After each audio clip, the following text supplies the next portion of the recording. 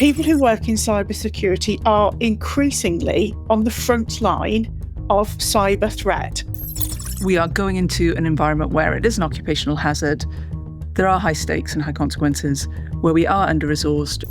Operating at that level without burning out quickly. It's very different from, say, somebody who just comes into an office and, crunches numbers all day long. The trend is rising, stress is increasing in cybersecurity. With CISOs, you always kind of have to be on call, because if an event happens and it's the middle of the night, they're not going to wait until the morning to call you. There was one who said he got into an argument with his current employer because he was on his honeymoon. You can't be adaptable and have purpose if you haven't got the knowledge of what burnout is and what it looks like. I think it's useful for us to know our own big three indicators: something physical, something behavioural, emotionally. So emotionally and psychologically, do you start getting a very short fuse? Are you irritable? Are you angry? Are you more cynical? Alcoholism is a big problem. A big, big problem. The key one is withdrawal, actually. I do that one, definitely. Shouldn't the C-suite be trained how to view things from, or at least listen to the CISO as well? Yes. Absolutely. If you are an InfoSec professional out there, even at the start of your career where you're there with your bright eyes thinking, what a career I'm about to walk into, it's probably a good idea that you kind of hit this one early, because you are going to experience some fun and games. Hello, and welcome to another edition of Razorwire. Today we are returning to the subject matter of burnout. I have received countless DMs and had many, many discussions with a lot of InfoSec people who have either experienced burnout or are currently going through burnout or are concerned about them burning out. And I've had a number of requests for us to kind of go back to this and maybe sort of have a chat about a number of the aspects of burnout, how to spot it in our teams, and how to just generally kind of deal with it. So I've reached out and I've brought in two of the best people in the business to speak to around psychology, burnout, that kind of general information. And it's a real problem. So without further ado, let me introduce you to my guest today to discuss this important matter.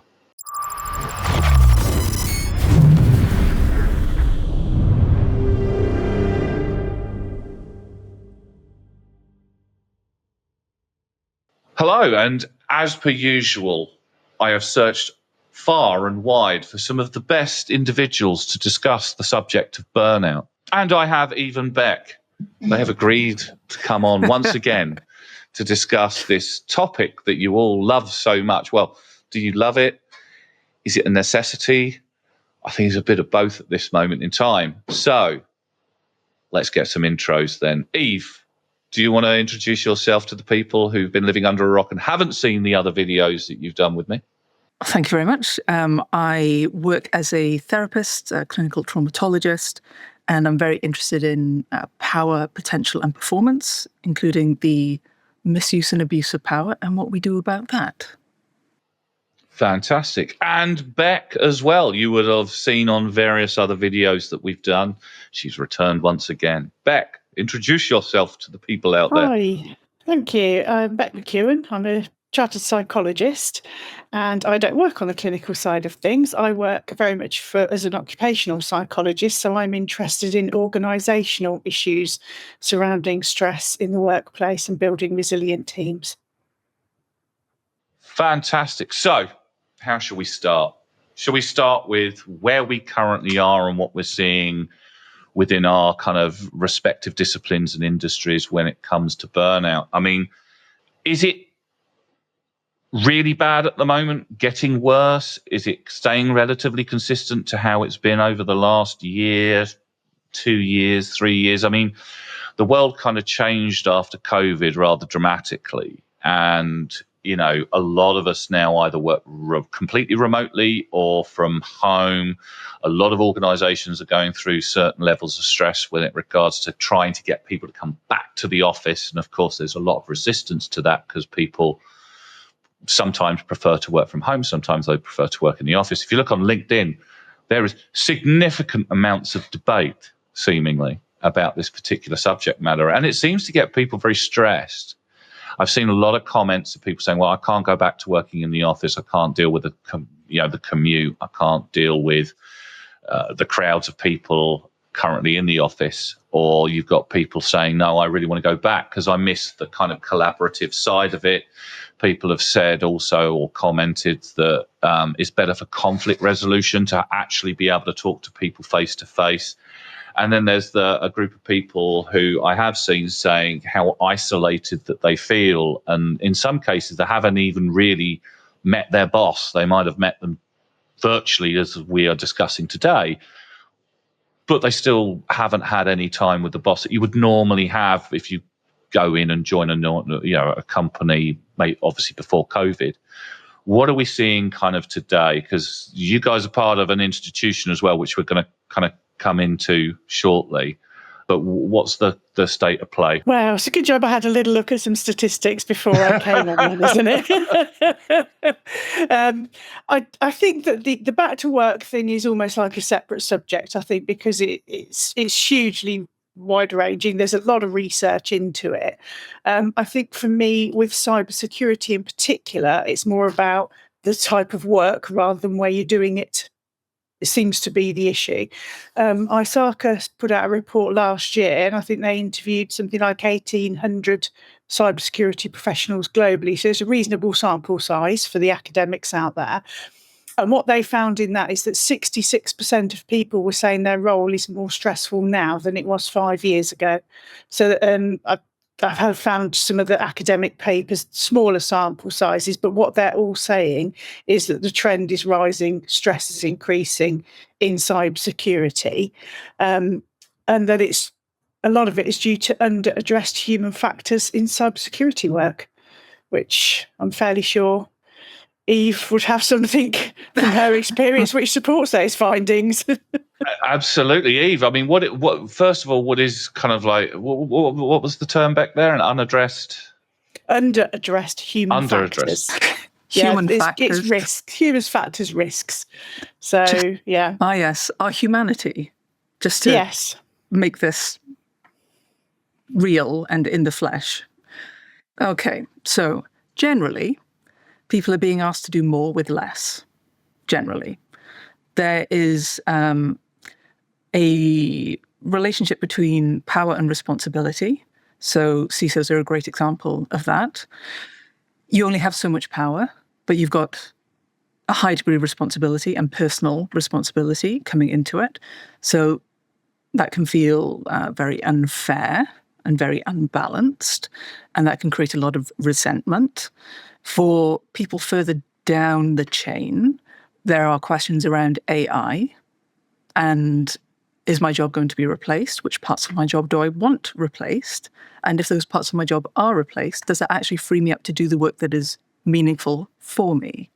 So I think just a sticky note I want to put on the side of this conversation is when we talk about burnout and the conditions that create it, we can get into a place of sort of being pre-defeated. Okay. And that's there's a sense of helplessness and a hopelessness and, it's all doom. And maybe part of the conversation we have today can be around or sort of framed in the direction of how do we get better outcomes in the midst of perpetual problems, right? The problems are going to be there. Mm-hmm. And as you and I have said in the past, Jim, you do the job for long enough and you are going to get attacked and you are going to get got. You're going to find yourself in a position that you don't want to be in, that's going to take its toll on you. Yes. So I think it would be wise as individuals to say, right, I'm going into a certain environment. There are occupational hazards here. Burnout is an occupational hazard. So I'm going to predict and I'm going to plan for it. Just like so many InfoSec and cybersecurity professionals do in terms of data. So if you can treat your energy as you treat your data, then that might be a useful framing. You bring all the best ones, don't you two? Right, where to unpack on this one? I think No, you're absolutely right. There's certain jobs. I mean, it can't just be InfoSec, really. There are certain high pressure jobs out there. Business owners experience quite a bit of it when things get tough. Cybersecurity people, and I love the way that you mentioned the difference between power and responsibility, because it's been a long-running thing, and I think Bec's experienced quite a bit of this. We've discussed it in the past, where CISOs have very little power to really make any meaningful change quite often, because there's a lot of pushback from departments on making change to secure environments. But ultimately, they bear the full responsibility in many cases, although that's changed a little bit with some of the latest legislation, which forces C-suites to kind of take responsibility for security. But as we've seen with all the breaches over the last, well, they've been happening for years now, but the most recent ones, the CISO comes immediately under fire. And as a human being, my God, I mean, YouTubers get enough grief from their audience. Luckily, I don't get a lot of it, but I've had some interesting comments. But, that's from a faceless bunch of masses. When it's your colleagues and the people who are meant to be covering you at the top, they're not telling you that you're responsible, but you kind of sit there and think, oh God, if something does happen, I know what's going to happen next. I'm going to be in the firing line. I'm going to have to sit in front of the C-suite and explain exactly what happened and why it happened, how it happened. So operating at that level without burning out quickly, because I mean, it's very different from, say, somebody who just comes into an office and crunches numbers all day long. They just come in, they do the work, they leave at the end of the day. With CISOs, you always kind of have to be on call, because if an event happens and it's the middle of the night, they're not going to wait until the morning to call you. And I think we discussed this before, I spoke with a couple of CISOs who've been in the unfortunate position where they've been called off holiday and had to fly back, missing their own kids' birthdays. There was one who got into recently actually, who DM'd me, said he got into an argument with his current employer. So I won't say who it is, obviously, because he was on his honeymoon. And they were constantly calling him. It was literally the day after he got there, the morning after he got there, something had happened in the middle of the night, and he was being called in the next morning saying, you've got to deal with this, you've got to deal with this. And he was on his honeymoon for 2 weeks. Yeah. To have a knee-jerk reaction, which you can kick back against. And I get to say this because I'm sat here in the comfort of my own chair and I'm not in that company experiencing what's being experienced. I think it's really important because we're talking about how teams work together and how a company operates. You cannot have anything that looks like a single point of failure. Yeah. So if that company cannot survive without their CISO for a week, for a fortnight, there is something amiss. And the situation has brought it to their attention, and now they have the opportunity to do something about it. And if I had a small pair of glasses over the end of my nose, I'd be looking over it. There you go. Exactly. Thank you so much for doing it for me. Yes. Do you know, I'm not going to pretend that you can magic up a second CISO, but there has to be a something. Or you accept the risk that something's going to happen when your CISO's not there. Well, this is it. I mean, normally, most CISOs, good CISOs, will set up processes to follow in the event of, say, an event. I mean, let's take it. We're talking about an event here, Okay, yes, you might get kind of involved in a kind of like low-key fashion in the best possible way, just so you know what's going on. But yeah, you should have a team of people, but then some organizations don't have a team of people. Yeah. If they're a small company and you're reliant on, say, somebody from IT or somebody from finance to sort of get involved, their skill set is completely different. I mean, Bec, what are you seeing kind of in the organizational side of things? Are you seeing this kind of single point? Is it a single point of failure or a failure to maybe rely on what the CISO has put in place without the CISO there to direct it? Well, I think, yes, it is a single point of failure because factually that's what's happening. I think then, is it a case of going back to thinking about how you're preparing for these situations in the first place? And again, the emphasis on the tech and how that supports and failures happen there. Why, as Eve quite rightly pointed out, are we not treating people as part of the whole system of cybersecurity? Why are they sort of kept slightly separate when the focus is on processes? Surely your processes include what to do with people if they're not around. Yes. You know, we do succession planning in businesses. We have playbooks for cybersecurity incidents. You know, it's not like these things aren't, the structures are in place. Is it a case of people need to look at what they're doing in those structures? And it goes back to socio-technical systems, as we call it in occupational psychology. You know, you have a technical system, but it has a social element to it because people are involved. So if you are planning processes, then you should be doing human systems engineering, basically. You know, so everything is there. To me, is it that people don't know about it? Having spent 20 years doing sort of human factors type work, a lot of people don't know it's even a discipline, or they think it's something that everybody can just do because it's common sense. Do love it when people say that. If sense were common, we would all have it. But yeah, so I think that there are processes there, there's frameworks. I just don't know if it's common knowledge that actually socio-technical systems are a thing. We think about systems, we think about processes, we think about tech, and we don't necessarily take into account the operators of all of those things. And to me, that is a point of failure in itself. Yes, and I'm going to build on that. I can see you and I are going to just go back and forth on this. Go for it. I think you and I both love getting as upstream as possible for things.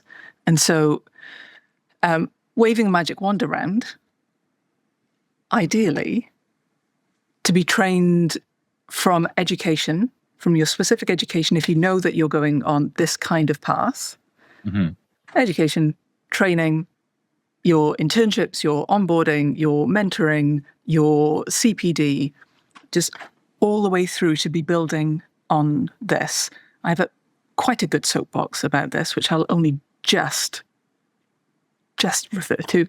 I don't think we're trained for the environments that we go into. I think we're partially trained for the tasks that we do, but I don't think, on balance, we're trained for the environments that we do those tasks in. Yeah, that's an interesting one. And being completely not in your sector and what have you, one of the things I think that's really troubling, and this isn't even really related to InfoSec, I think, in all honesty. I think it's a wider problem. You know, we don't teach up-and-coming sort of teenagers, you know, university students, children, let's be honest, resiliency and mental resiliency to be able to cater for kind of later on in life. And in my book, you know, I've written a book on how to be an InfoSec professional. And one of the central tenets there is understanding psychology and understanding your own psychology as well. Because I didn't learn that until much, much later on. When my mentor, John Kerr, who's been on a number of times, kind of pointed me in the direction of things like NLP and understanding myself before walking into a situation where I was going to be kind of delivering security to a much wider and larger organization. Because, you know, dealing with conflict and pushback is a big part of InfoSec from the moment you start. Why do you see this as a risk? I don't see this as a risk, so I'm not going to do anything about it. Oh, do you want to sign off on that? No, I'm not signing off on that. That's your problem. Yeah. You know, why should we have a penetration test of our systems? You know, because everything's perfect. Well, this is to assure that it's perfect. No, not having it. Right, okay, so are you hiding something? Are you worried about what the results are going to be? You know, are you being overly aggressive back because you're scared of what this might come up with? You know, this is all kind of stuff that is never taught. I just think there's a bit of it's like economics. We don't teach kids economics either. Right. So how many 20-year-olds do you know with maxed out credit cards and totally economically completely knackered, especially in this day and age? I just think, it's really, really important to get down the psychology even in a very basic form when you first kind of get into this trade, because you're going to rely on it going forward. When you do investigations, you need to be able to ascertain what the other person is, where the other person is coming from. Obviously, I'm nowhere near as good as you two wonderful individuals in your discipline, but I've dealt with narcissists in the past. I've spotted and figured out how to spot them. I know where they tend to exist. I know where they tend to come from, and I've been taken in by them in the past, and I've dealt with them, going forward. But it would have been much easier if I'd been taught that in the early parts of my career in my early 20s. Let's be honest.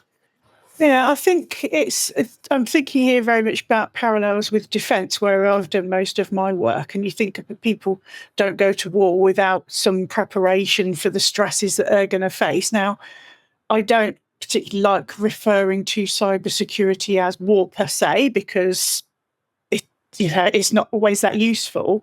But people who work in cybersecurity are increasingly on the front line of cyber threat. So therefore, you have similar stresses as somebody doing something similar, particularly with warfare nowadays being somewhat remote, drones, etc., etc. Let's not go too far down that path. But I do think that, particularly if you're working in critical national infrastructure or maybe banking, finance, look at the attack on the NHS. Well, you would never think of the NHS cybersecurity team as being sort of defenders per se, but that's exactly what they're doing. They're defending our system. So is it a case of moving towards a mindset that actually people do need to be prepared for the level of stress that they're going to have to deal with in the workplace? The statistics that I've looked at, there isn't a huge amount of research when it comes to burnout, particularly in cybersecurity. But what is there is saying that actually, as Eve, you said right at the very start, you're being asked to do an awful lot with an awful little. You're working in a high stakes, high consequences environment under a tremendous amount of pressure.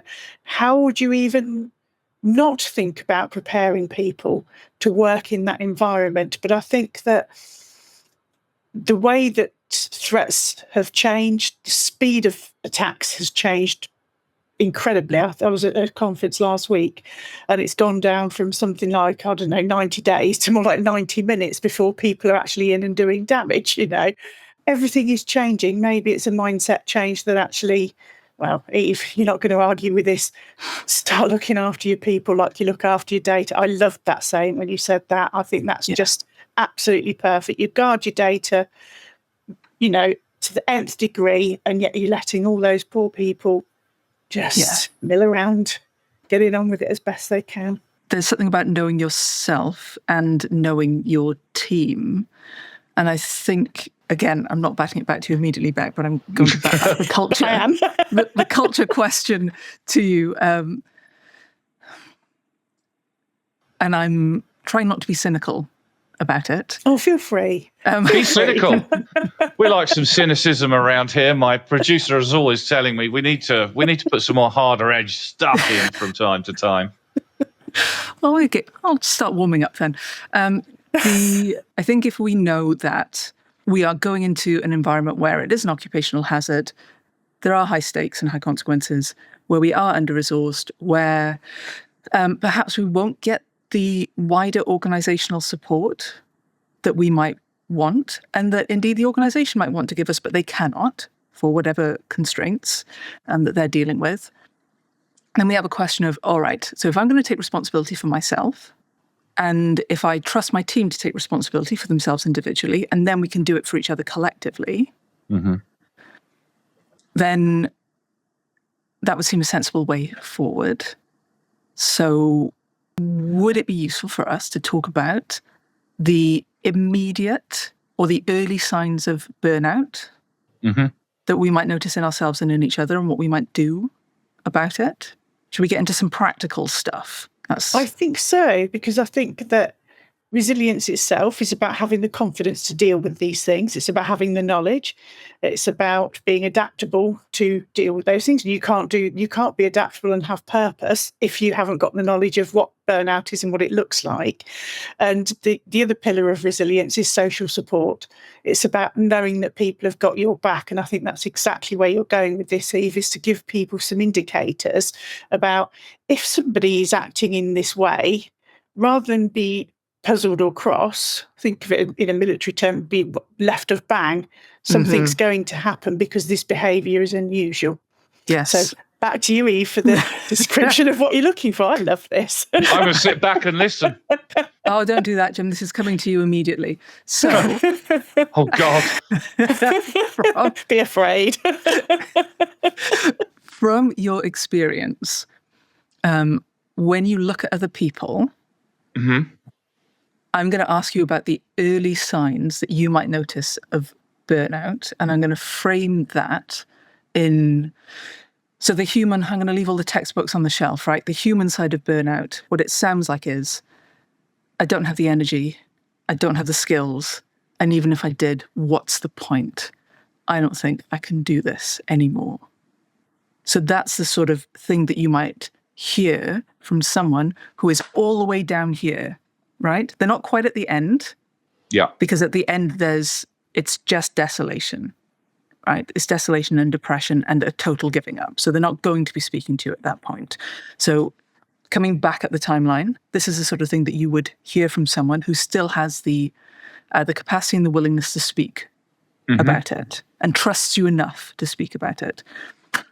But let's not get there, right? Let's come all the way back up here and say, right, the best time to deal with a fire is when it's a singe on your cushion, not when your roof is blazing. Yeah. Right? So singe on cushion. Did that give you enough time to think about examples? I'm worried now, but yes. Go for it. All right. What do you notice? So in anyone who you have seen and you think, you're headed in a direction that you might not want to be going in, what kind of physical things, what kind of behavioral things, what do you notice? Right. As the owner of a company in a leadership role, and having been in a leadership role for many, many, many years, the first thing, and any of my employees listening to this are going to freak out a little bit. I think it's very important to get to know the people who are immediately reporting to you and around you. Get to know their personality types. Everybody has a personality type. Everybody has a way of working. Everybody has, as I like to kind of term it in my very layman's terms, because I'm not as experienced as you guys, they have their baseline, you know. And when they're at the baseline, they just go at it. They work, get on with things. Yeah, they get frustrations and they sometimes get a bit pissed off and might moan about something. But, you know, you kind of get to know them and you get to know their baseline. I try to spot certain personality trait changes and changes in what they're doing. So, for instance, if I spot, oh God, my employees are going to get really interested now. So if I spot people really who wouldn't normally procrastinate about doing work, suddenly procrastinate and doing work, I flag that up in, you know, as a red flag. Yeah, let's call it a red flag. I don't mean it, guys, if you're watching, in a way that I'm upset with you. But it you know, the first red flag kind of gives me an indicator that I might need to kind of step in and just maybe help with a bit of a pep talk, or just, you know, everything going okay, that kind of stuff in a quiet kind of, you know, surreptitious way. When I start getting a second red flag of, say, people being off ill a lot, or not being responsive to the people around them, getting overly angry about minor things, you know, there's a number of different things, as you say, cinders. And I try to start, once I get to about a second red flag, I start to really step in and try to find out what's happening, not just from the individual, but maybe the individuals around them as well.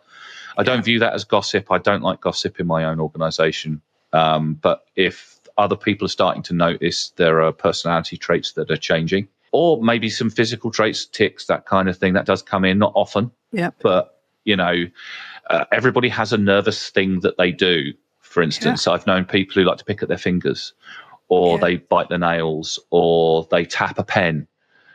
Once you get to know people, you can get to know their personality traits. You get to know the red flags. Once those red flags hit 3, it's like, right, step in time, And it's not kind of like pull in HR, pull in all the people. It's get them in the office.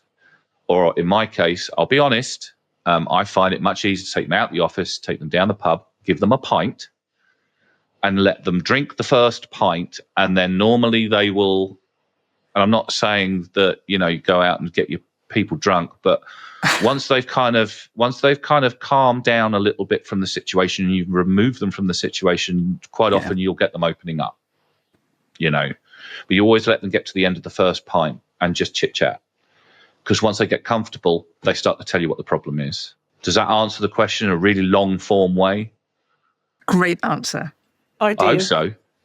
Great answer. It's that pattern of life thing, isn't it? Exactly that. If something's not appearing as you know it to be, even if you can't quite put your finger on it, that's the sign to actually start being curious in the nicest possible way.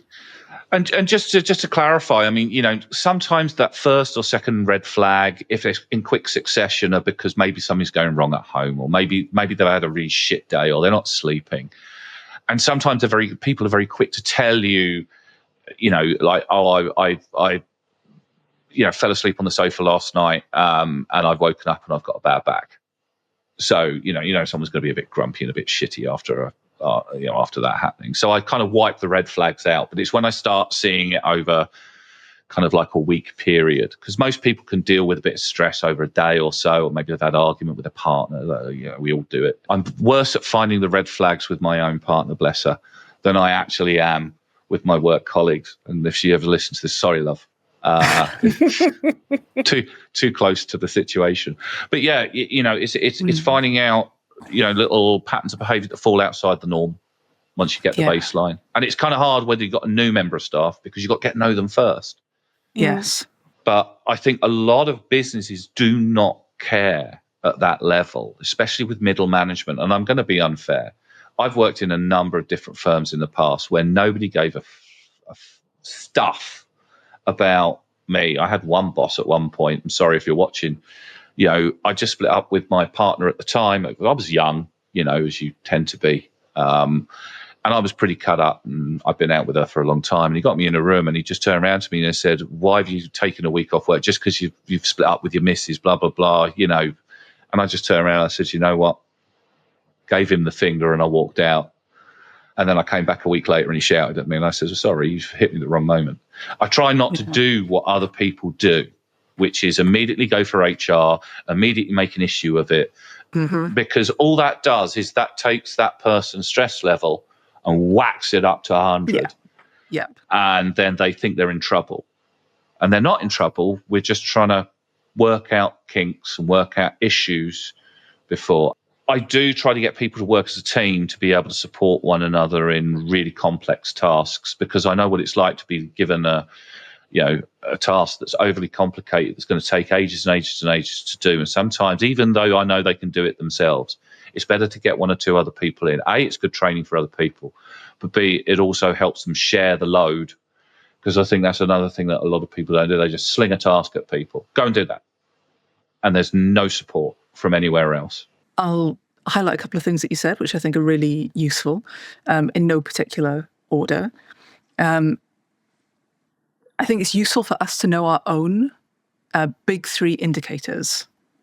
Okay, so you mentioned 3 red flags, right? Yes. So I think if we know for ourselves that, in my head, it's like traffic lights, that if you know your physical sign, your key physical sign, so you can scan basically down from the top of your head. If you know yourself well, and when you're getting particularly stressed, you might start having headaches, or you might start clamping your jaw at night, or you might get a twitchy eye, which is mine, which I feel quite indignant about, because it's doesn't fit in with my character, being twitchy eye lady. Anyway, that's a little dose of humility.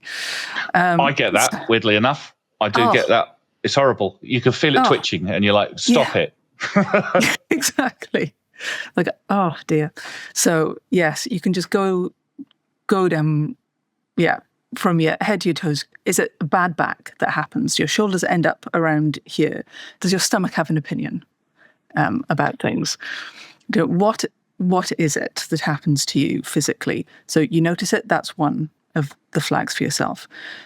Emotionally. So emotionally and psychologically, do you start, as you very well said, getting a very short fuse? Are you irritable? Are you angry? Are you more cynical? Do you sit in meetings and you listen to the latest update, and you're sort of sat back and you're, not engaged. The crossed. Disengagement. Yeah. The more cynicism than you might like. And as you said, the gossiping, it's like the meeting after the meeting. Is that what you're doing? So you're bringing the tone down and the morale down and the energy down with the people around you. Drama llamas. And then behaviorally, I think what's interesting to note about oneself is what starts slipping. So an example I often give is it the glass of wine on a Friday that becomes a bottle on a Tuesday? What substitutes are you using? Because we often use substances as substitutes. That's very much a cybersecurity trait for anybody who's been to an InfoSec session or to InfoSec or any of the other big events. The unfortunate truth, and I'm going to be honest here, one of the traits of a lot of consultants who do a lot of traveling, especially in cybersecurity, as well as in sales, you do see it as well a lot there. Alcoholism is a big problem, a big problem. And I won't be too proud to admit I've had that problem in the past as well. You're in a hotel room, you're nowhere, you're not with anybody, you don't know anybody, there's nothing to do. Might as well have a beer. And then that beer turns into 3, then it turns into 4. And then before you realize it, you're kind of pretty much poleaxed. I try, obviously, not to, but a lot of good indicators, although I like to take people for a pint when I think they're stressed, it's to communicate with them and make them calm down a tad, not to get them blind drunk so they end up, with other problems. But carry on. Yeah, absolutely. Absolutely. And I think, the first, if we just take this example, but it applies to any other example that we're looking at, really, the first one has a sincere intention. It's good. You're trying to solve a problem. But then the solution becomes a problem. Because then what happens the next morning? That you become less of a safe pair of hands. Accidentally. It's not your intention, but accidentally that's become the case. And then there are the extra carbs, caffeine, and maybe something else beginning with C that can also creep into certain professions just to try and keep up. And so the roller coaster begins, but you descend quite quickly. So the solutions become problems in themselves. But coming back upstream before we get to that part. So if you know your big 3 warning signs, something physical, something behavioral, a key one is withdrawal, actually. I do that one, definitely. Yeah. Oh, well, withdrawing from people. Yeah. And situations. Don't go out. Yeah. Don't speak. Yeah. Don't answer messages. Nope. Yeah. You lose your sense of humor, or your sense of humor becomes quite cutting. So light indicator for me is that when someone might say, do you know FML? Can I swear? Oh, yeah. Yeah, you can swear. It's after the first minute. Okay, lovely. So when someone says, this would be the perfect sentence, fuck my life, I've just had the worst day ever. You're speaking to a clinical traumatologist. You know what I've been listening to all day. Yeah. And what, your Uber was late? I lose a sense of proportion to it. So I'm laughing about myself now, but in the moment, there is something quite sharp that comes up on the inside. So it's very useful to know the indicators so that you don't damage the other relationships around you accidentally. And I would just offer this little bit of guidance. If you don't know what your big 3 are, ask someone who knows you. They might be able to tell you. It's interesting because I I don't like going into gender politics. I don't go into that as a general rule.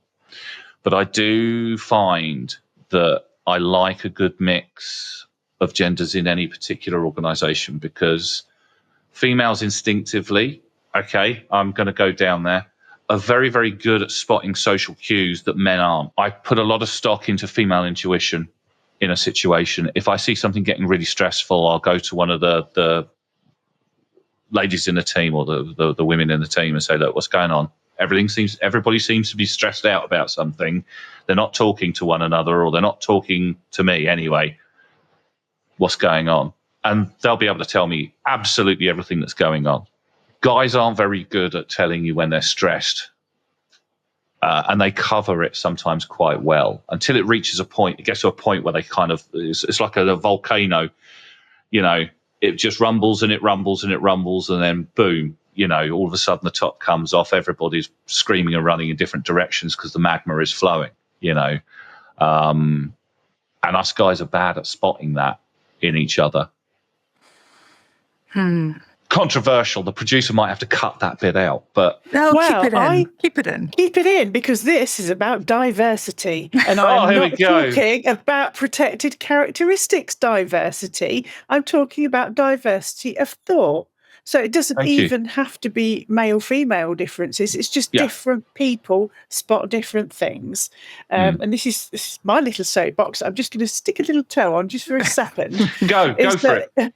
Bring it in. Diversity and inclusion is not all about protected characteristics. It is important. We know that. But I also like to just have a think about, everything is so much better when you've got different viewpoints coming in, and you've got that psychological safety where people are free to speak.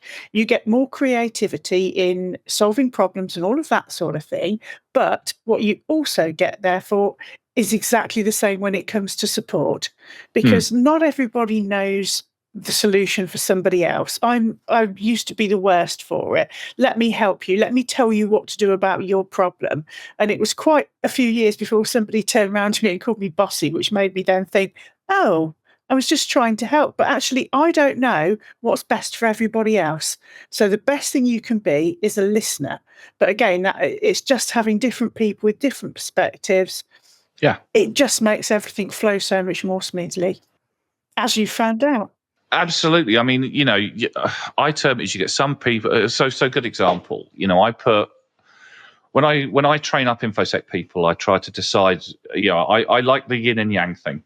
Yeah, not that I'm Buddhist or anything, but I like the dichotomy of yin and yang. There's a little bit of good and bad in everybody, and there's black and there's white or whatever. Yeah, I put it into chaos and order. I put people into a chaos and order bracket. If they're chaotic, quite often the traits of the chaos guys and gals is that they're very adaptable. They're not the greatest when it comes to filling out reams of documentation and what have you. But you put them in a tough situation and they can pretty much adapt and sort out the problem quick and fast. Just don't get them to document it afterwards. Then you have the people who are order, who don't thrive in a chaotic situation or a difficult incident response situation. They're like the calm in the storm. They're great at noting down everything that happens, because whilst you've got the people running around trying desperately to fix things and coming up with things on the fly, these are the other types of people that you need in the team. And you need that diversity of thought, as you put it very rightly, Bec, in order for things not to spiral out of control, because you get too many people who are of the chaotic side of cybersecurity. And I don't mean that derogatory, as I just tried to explain in a very bad way. Then nothing gets recorded. You never end up finding out really what happened, because everybody was too busy running around fixing the problem and have kind of forgotten what's happened. But then you have the people who are the calm in the storm. If you've got too many of them, everything gets documented and no decisions get made. Then everyone gets stressed out, and as we're talking about burnout, the burnout starts to rise. So you've got to have, when you're recruiting, if you're a CISO out there and you're recruiting for a team, look objectively at everybody that you're recruiting and make sure that the personality types fit. You can have opposite personality types because you need differences of opinion, but don't try and bag people in I hate it when people get put as a pessimist or an optimist. I think pessimism and optimism are insanity profound. Real InfoSec is based off of facts. Yes, we do have to make judgment calls. We get a lot of us security people, and this is a real burnout thing that gets really old really quickly. We get told, oh, you're just pessimistic because you're looking at problems. No, we're looking at risks to the environment. That's a very different thing. I like Doctor Who, and K9 put it absolutely perfectly. I'm going to misquote him. Little robot dog, if you don't know who Doctor Who, the Doctor is. Big British institution. And he said the same thing, in one of the episodes with Tom Baker. Optimism and pessimism are both sides of the same level of insanity. Look at the realistic situation and you'll come through it. And you do. You don't if you're too one way or too the other way. So long journey short, Bec, you're absolutely right. Diversity of personality and diversity of viewpoint is really, really important in an InfoSec department. And it's important for the C-suite to recognize what I think the CISO has to deal with and understand, because I think they're viewed as just kind of almost throwaway tick box employees quite often. Oh, yeah, that gets us through PCI DSS because we've got it. Symbolic. And that weighs very heavily on a lot of InfoSec people. When you're given £5 a packet of crisps and a pickled egg to secure an entire organization, you've got to be pretty bloody good at being adaptable and you can work some miracles, but it only goes so far. Yeah, and I think that sort of goes back to sort of development of skills to build resilience. Is to have, I've seen a lot now. It's very, or seems to be becoming more common that people are being trained how to speak to the C-suite, which is not a bad thing because different people use different language, they have different priorities, and if you can influence upwards because you've learned the skills of listening and finding out what other people's interests are, and you can frame your argument within what appeals to them, you are far more likely to get further with what you're asked. So I think that's a good thing. Just a quick one. Shouldn't the C-suite be trained how to view things from, or at least listen to the CISO as well? Yes. Absolutely. Because one of the you things try you telling do, C-suite that. Oh God, yeah. Don't get me wrong. Well, I get it. If you're a business person and you're sat there and you want the business to be driven forward, you don't want anything to stop. Your purview is, I need to facilitate the shareholders and my own, in many respects, egos. Because let's face it, what's the statistic for CEOs being psychopaths? I don't know. Higher than average. There you go. I was being polite. I'm the MD of a company. I've just called myself a psychopath. Or 40% possibility. They don't give a shit about security. They see security as just being this flappy little weird thing that eventually when something does happen, we've either got somebody to blame or we can sit there and go, why didn't you do what protect us from it in the first place?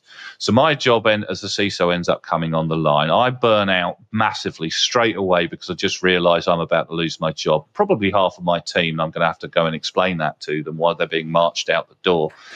Solely because some bunch of morons in other departments, oh God, I'm really going on a rant now, have decided that they're going to completely ignore all the warning signs and all the recommendations that I've given and my team have given over the last sort of 4 years.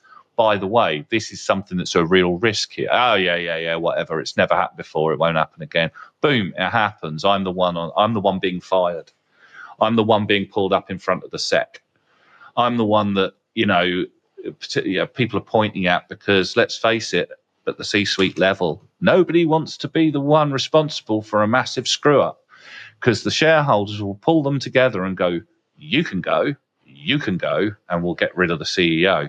It's far easier to point the finger at the CISO and say, he didn't do what he should have done, or didn't do what she should have done. This is why we burn out. Because we're living on that knife edge. Absolutely.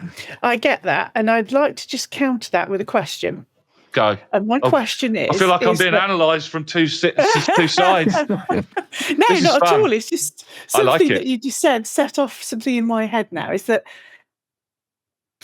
there a shift away from that because of the sheer volume of high-profile attacks that have come through. Harrods, Marks and Spencer's, Jaguar Land Rover, Co-op, constantly in the news. There's an organisation near to me. It's a locally owned transport company, been around for 80 years or something, went bust because they had a ransomware attack. And I think it was our CEO now regularly gives talks on this sort of thing. Is it that we have started to see the tide turning, and because of these high-profile incidents, people are starting to pay a little bit more attention to it? And that's a genuine question, because I don't know.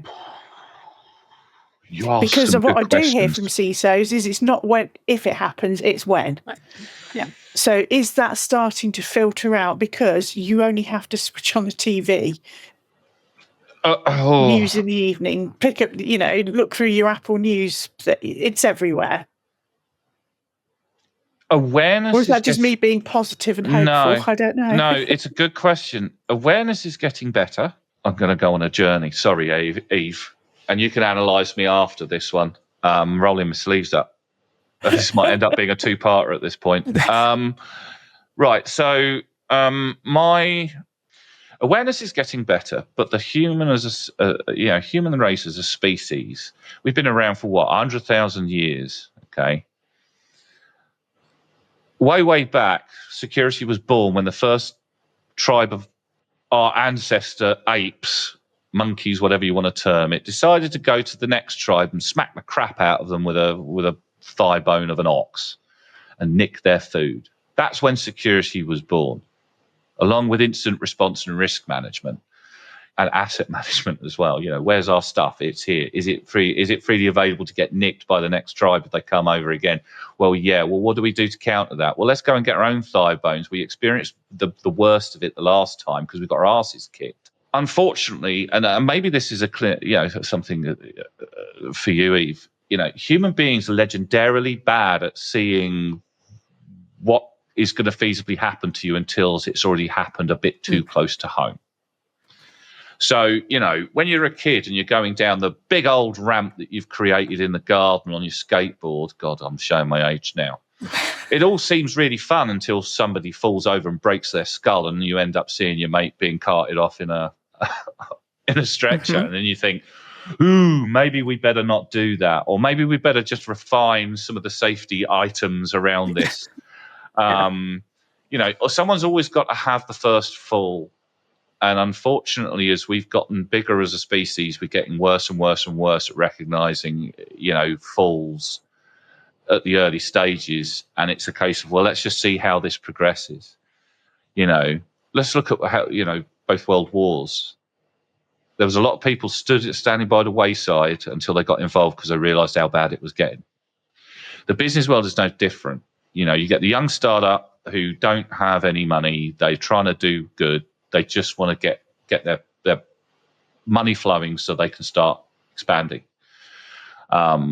Security goes by the wayside because they can't necessarily afford it, unless it's a security company, in which case, it's a little bit better.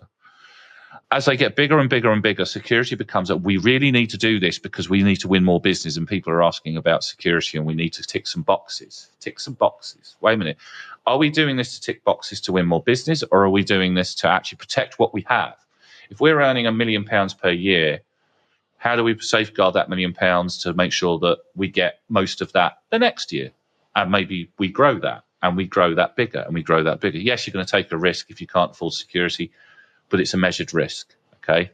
Then you get bigger. If you haven't implemented any security in the early days, when you get to a point where you're like 1,000 people all sitting there in the next big, great AI startup that quickly growed from nothing, nobody's done anything about security. Nobody gives a shit about it. And then, boom, one day you get ransomware or some other country come in, steal your IP and copy it or whatever it's going to happen. You've got nothing but the people who created and have maintained that over time to blame. But they will still blame the CISO. They will still blame everybody else other than themselves because either their ego won't handle it or they don't want to lose their job. They would rather you lose your job rather than they lose their job. And unfortunately, you're the sacrificial monkey. And this, again, is why CISOs are very cynical when dealing with C-suites, who are problematic, unless they're being listened to. But on the flip side, you've got to be careful, when you're employing a CISO, you're not getting somebody who's so inexperienced, they're just giving you the FUD, the fear, uncertainty, and doom aspect of what they're doing. You need to make sure that your CISO is looking realistically, not optimistically, not pessimistically, realistically at the situation, because then you're getting measured advice. Shit, I'm going to stop. Let Eve have her moment in the sun. I'm going to creep down here. Where to begin? I know what's happening. I know what I'm about to experience now. Here we go. Okay, so we're in the realm of facts and realism. And I come back to the question of know yourself, know the arena that you are walking into. Know why you are walking into it, what you want to get out of it, and how you are going to get out of it. If we know that CISOs, the tenure of a CISO is 18 months, 2 years in a role, and then they change role or they change organization. You see more organizations. Is that an accurate stat, 18 months? I wouldn't know stats wise. It is something that I hear people talk about. Okay. Then know it and plan accordingly. 2 steps in the next part of this answer. Step number 1, you have very clearly articulated that no one knows the problem better than the person experiencing the problem. Look at Maslach's research into burnout and what organizations can do about it. One of the things that her research makes very clear is that if we say that burnout, you might have the person experiencing burnout, right? So the one that's raising the flags, but that's a fire alarm going off in your house, right? So there is something in the collective that is causing this. There's something about the conditions that is causing this. When it comes to sorting out the conditions, the person in the team are going to know the problem better than someone outside of that. So as we're talking about C-suite, they're not going to know the problem as well as you do. Their role is to facilitate you solving the problem of burnout. So they give you ownership of it, which is different from blame, right? So if they give you the resources, I know, eyebrows are raising at this point. If they give you the resources to deal with it, that is their job, to facilitate you solving. Now, getting even more cynical, if we know that they are not going to do that, they don't understand and they don't have the resources to give, or they don't want to give, or whatever that is, now look at this smooth segue. We look into where else can you get support from other people who understand. And so we're looking at peers and we're looking at a community of practice. Yes. Right? So if you can't get what you need within an organization, you can struggle on without it, or you can get it elsewhere. Bec, ready? That is a smooth segue. Look at Go, that. Bec. I like that. You're good at this. Teamwork. Yeah, caught that ball. You should run a podcast on YouTube. You'd be great. Marketers would love you, Bec. Finding other people like you in your situation when you are feeling like that is the most wonderful experience ever, because all of a sudden, whatever's happening, you are not alone. Yes. So very important. And that is exactly why, if you know where I'm going now, Mental Health and Cybersecurity Foundation. Saab Sembi, Pete Olivier, Paul Sims, a few years ago, decided that this thing needs to exist. Mm-hmm. And there are a group of people working to try and get this off the ground. And we have made some headway. We have a few more recruits joining the merry band and are looking at trying to build a community of practice. And that is going to be based on a framework of principles. We've identified so far 9 different areas within cybersecurity where people can look at improving the culture to address burnout through a number of different ways. I won't go into it in detail right now because, quite frankly, I think I haven't got enough time. But it's looking about how do you build a culture of openness and support, promoting work-life balance, removing the stigma from mental health, educating people to recognise and mitigate stressors, exactly what we've been talking today. It's about how organisations can provide access to stress management techniques, advice, guidance, tools, mental health resources, and also at a higher level to try and consult with cyber legislation and regulations and frameworks to be involved in that conversation. And we also had a conversation the other week about promoting ethical considerations and leadership responsibility for wellbeing and burnout within organisations, as well as encouraging sort of diversification of skills, which is the thing I've been talking about anyway. So we are at the stage now where we have a framework, and the framework needs to be viewed by the wider public. By the wider public, I mean the wider cybersecurity industry. Jim, I'll give you some links that you can perhaps pop on for the absolutely, onto the detail of the podcast. So we have somebody who's looking at we call it the framework group, and there is going to be a meeting in the middle of November, I think, to try and move this forward. So we are looking to using that framework to build a community of practice. So different people from different walks of life with cybersecurity, people like Eve who are practitioners, and myself, or it could be somebody who's a CISO, somebody who manages a team, somebody who actually has just worked within cybersecurity, experienced burnout, and now wants to promote work-life balance because that was how it was impacted for them. So the reason that we have the framework is to give people an outlet, if you like, somewhere where they can come and share their experiences, give to others, but also then receive back from other people to have that level of support. So if you're trying to build a culture of openness, and not everybody has the power to do that. We've talked about power and responsibility earlier on. You might not have the power to change the organisation. But within your sphere of influence, within your team of 6, you can actually start doing these things. So the whole purpose of the foundation really is to provide that community where you can get support from other people, but also very much sharing best practice. And there has been some great experiences of that. The problem that we're struggling with, it's such a big topic, and there are a few of us. So we're now sort of trying to take some very slow steps, but we are getting there. And I think the dream... Is the dream the right word? No, it really could be a reality. But in a few years' time, to have an organisation where people know they can go for advice and guidance. Yeah, I'll provide you with the details. And if people want to get involved or to learn more, the contact details, we have a LinkedIn page, etc., then we'd be happy to chat to anybody who's interested in supporting us on this journey, because quite frankly, the more the merrier. The more people we have, the more we can do, and the more quickly we can do it. And I'm in full support of that. I think it's a brilliant idea. And I think, if you are an InfoSec professional out there, even at the start of your career where you're there with your bright eyes thinking, what a career I'm about to walk into, it's probably a good idea that you kind of hit this one early, because you are going to experience some fun and games. So what's the name of the organisation, just again, quickly, for everybody out there? Obviously, as you said, we'll put the links in the description, so you can go to the LinkedIn page. Is there a website? It's just a LinkedIn page at the moment. We're moving towards being a bit more of a formal organisation, but that's a happening in the background thing. It's the Mental Health in Cybersecurity Foundation. And if you search LinkedIn for that, you will come across it. Fantastic. Absolutely.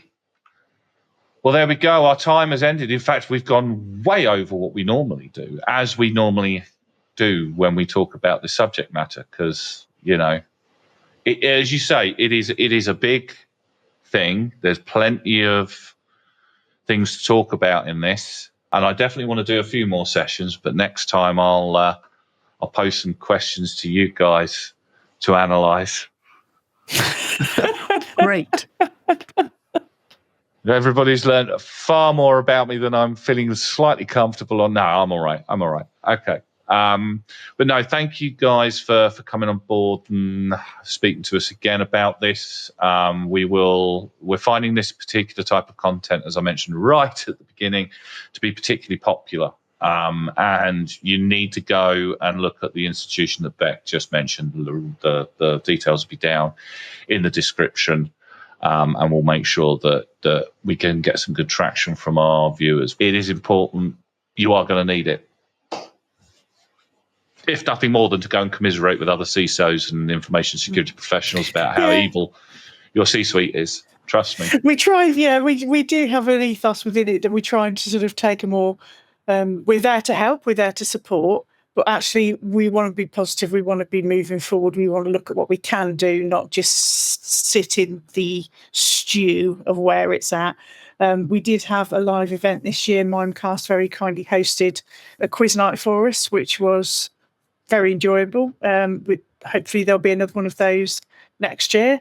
So yeah, we're making tracks and we're moving along, but we're definitely looking for more people to come and help us get this off the ground a little bit quicker, so we can actually start doing some really good research and providing people with the information that they need to either support their colleagues or to get support themselves. Go and sign up, guys. It's well worth it. Offer any help you can. Fantastic. Right. Thank you ever so much. Thank you. We're generating content all the time. If you have any subject matters that you want us to cover, or if we've discussed something today that you want us to drill down into a little bit more in depth, maybe you've got some concerns, maybe you've got some war stories, maybe you've got a few examples, maybe you want to come on and have a discussion about some of these key items alongside some of these fantastic professionals that we have here today, or in various other bits of content that we do, please feel free to DM me. Nobody likes, commenting on cybersecurity stuff. I think you lot are a little bit scared about what other people are going to say. I get that. This is the internet. YouTube can be a bit of a formidable place for comments from time to time. But please feel free to get in touch with us, either via DMs through YouTube, LinkedIn. You know how to get in contact with me now. I've been around for a while. And we'll be more than happy to come and speak to you about all kinds of other topics, some related to this, some related to other areas of InfoSec. Thank you ever so much, and we'll be seeing you again soon. Thank you. In addition, I do have a book recently come out, the Cyber Sentinels Handbook, a primer for information security professionals. Now, this book is very much geared up towards professionals at all levels of their career, be they starters, be they newcomers, be they people who've been in it for a little while and maybe looking for a little bit more direction, albeit the older ones looking to maybe reground themselves in some of the more important aspects of the trade that maybe they've forgotten over time. I've had lots of good feedback from a lot of different readers of lots of different levels, so please feel free to get yourselves a copy. We've got the e-copy, we've also got the paperback copy, and if you don't want to spend any money, you can go on Kindle Unlimited and read the book for free there as well. So thank you ever so much again. Look after yourselves, and we'll be seeing you again soon.